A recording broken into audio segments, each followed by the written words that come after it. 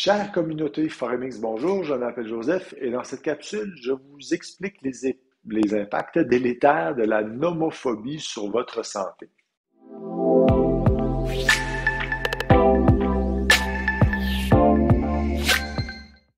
Alors, la définition de la nomophobie selon Wikipédia, eh bien, elle désigne la phobie d'être séparé de son téléphone mobile ou ce qu'on appelle en anglais le No Mobile Phone Phobia. Ce n'est pas une blague, c'est bel et bien une nouvelle phobie mentale qui trouve ses racines dans 4 facteurs. Premièrement, l'anxiété de ne pas pouvoir communiquer avec les autres. Deuxièmement, la peur de ne pas pouvoir se connecter au monde.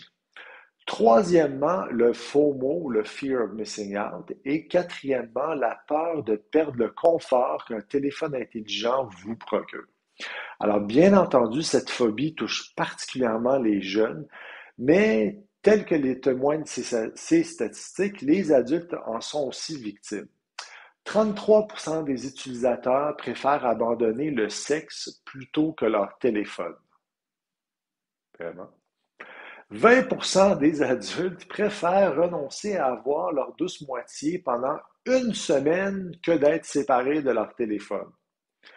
En fait, notre connexion continue à ces gadgets signifie que nous n'avons plus besoin d'apprendre à nous calmer ou même à nous divertir tout seul.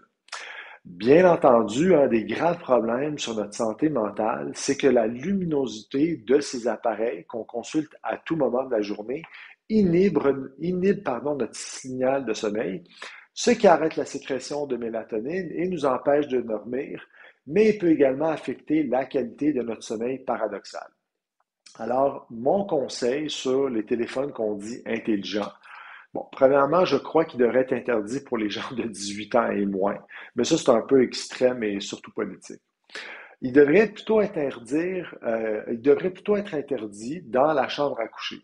Ça, c'est plutôt facile à implanter, ça ne demande que de la volonté de vous, chers parents.